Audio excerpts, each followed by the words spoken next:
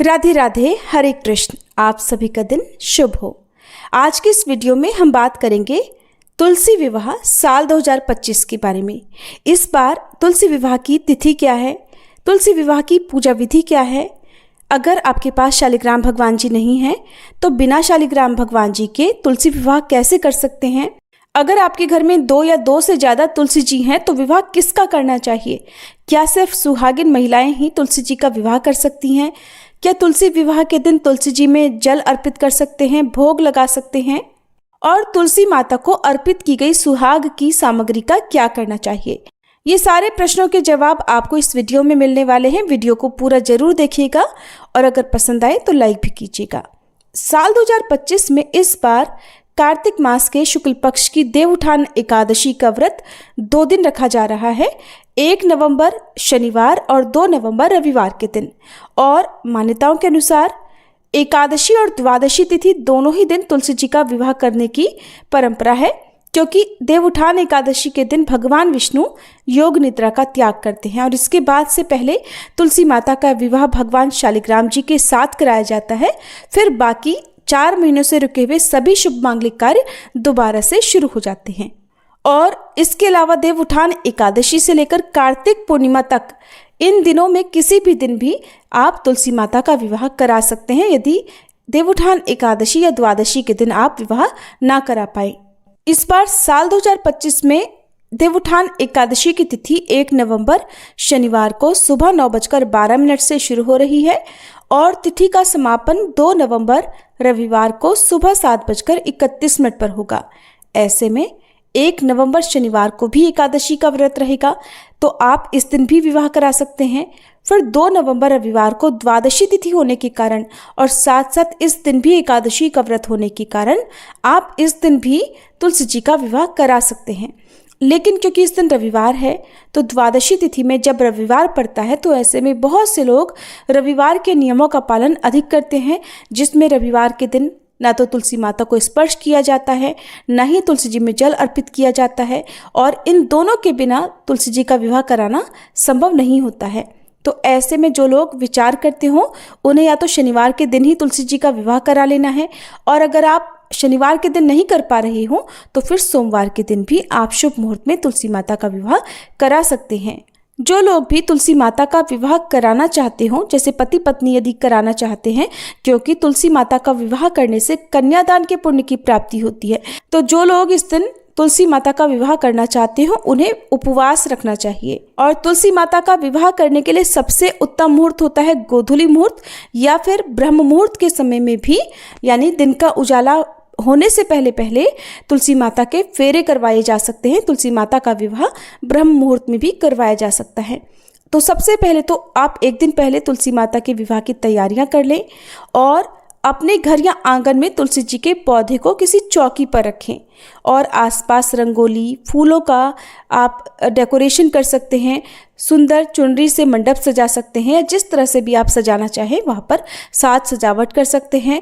सुंदर दीपक सजा सकते हैं और फिर माता तुलसी जी को साड़ी, चुनरी, बिंदी और गहनों से एक दुल्हन जैसा श्रृंगार करना चाहिए। आप शालिग्राम भगवान जी को तुलसी माता की दाहिनी ओर एक चौकी पर विराजित करें। शालिग्राम भगवान जी ना हो तो आसपास के मंदिर से भी आप पुजारी जी से मांगकर शालिग्राम भगवान जी तुलसी माता के विवाह के लिए ला सकते हैं और विवाह कराने के बाद उन्हें कुछ दक्षिणा सहित और उपहार भेंट सहित उन्हें वापस कर सकते हैं।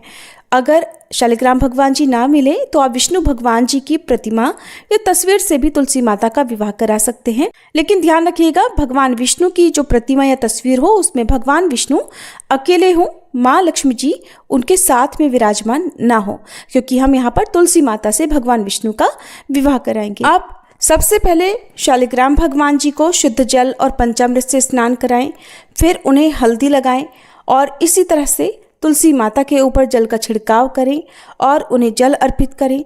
उन्हें भी हल्दी लगाएं। हल्दी लगाने के बाद एक बार फिर से सभी पर गंगा जल छिड़कें और सभी को तिलक लगाएं, पुष्प अर्पित करें। भगवान शालिग्राम जी को चंदन का तिलक लगाएं। फिर मंत्रोच्चारण के साथ साथ धूप दीप जलाकर या कलश की स्थापना करके 7 फेरे करवाएं, जैसे असली विवाह में किए जाते हैं। 7 फेरे कराने के बाद सभी लोग मिलकर तुलसी माता और शालिग्राम भगवान जी के चारों ओर घूमकर परिक्रमा करें, भोग लगाएं और भोग के बाद प्रसाद रूप में उस भोग को सभी लोगों में बांटें। घंटे घड़ियाल बजाएं, शंख बजाएं और विवाह के गीत गाकर एक दूसरे को बधाइयाँ दें। ध्यान रखिएगा, शालिग्राम भगवान जी पर पूजा करते समय या विवाह की रस्में करते समय अक्षत नहीं चढ़ाए जाते हैं। सफ़ेद तिल या काले तिलों का प्रयोग आप पूजा करते समय कर सकते हैं। और शालिग्राम भगवान जी को भोग लगाते समय भोग में तुलसी का पत्ता अवश्य रखें। अगर घर में 2 या 2 से अधिक तुलसी के पौधे हैं तो विवाह किसका करना चाहिए? तो देखिए, जो सबसे स्वस्थ, सबसे हरी भरी और घनी तुलसी जी हो, उन्हीं के साथ आपको शालिग्राम भगवान जी का विवाह कराना चाहिए। क्या सिर्फ सुहागिन महिलाएं ही तुलसी जी का विवाह करा सकती हैं या कौन कौन तुलसी जी का विवाह करा सकता है? तो देखिए, कन्यादान का पुण्य हर कोई प्राप्त करना चाहता है। ऐसे में सुहागिन हो या ना हो, स्त्री हो या पुरुष, सभी कोई तुलसी जी का विवाह करा सकते हैं। पूजा की भावना सबसे बड़ी होती है, इसलिए आप अपने भावों को सच्चा रखें और शुद्ध और निर्मल मन से आप तुलसी माता और शालिग्राम भगवान जी का विवाह करा सकते हैं। क्या तुलसी माता को विवाह के बाद जल, भोग या सिंदूर अर्पित कर सकते हैं? तो देखिए, तुलसी माता को जल तो प्रत्येक दिन अर्पित किया जाता है, सिर्फ एकादशी, ग्रहण या रविवार के दिन छोड़कर। और ऐसा माना जाता है कि कार्तिक मास की एकादशी के दिन ही तुलसी माता का विवाह होता है। ऐसे में जो लोग कार्तिक के नियमों का पालन करते हैं या पूरे कार्तिक मास में सिर्फ देवउठान एकादशी के दिन ही सिंदूर अर्पित किया जाता है, उससे पहले आप तुलसी माता को सिंदूर ना अर्पित करें। यदि आप तुलसी माता का विवाह नहीं भी कर रहे हो तब भी तुलसी माता का विवाह आपकी श्रद्धा है, आप करना चाहते हो तो करें, नहीं तो ये अनिवार्य नहीं है कि हर किसी को देवउठान एकादशी के दिन तुलसी जी का विवाह कराना ही चाहिए। अगर आप स्वयं विवाह नहीं करा पा रहे हो तो आसपास जहां कहीं भी तुलसी विवाह आयोजन हो रहा हो वहां पर आप सम्मिलित हो सकते हैं और भेंट आदि तुलसी माता को अर्पित कर सकते हैं। और विवाह के दिन सिंदूर, चुनरी, कांच की लाल चूड़ियां, श्रृंगार की सामग्री विवाह के दिन तुलसी माता को अर्पित करना बहुत शुभ माना जाता है। और सुहाग सामग्री जो आपने अर्पित की है उसका क्या करना चाहिए?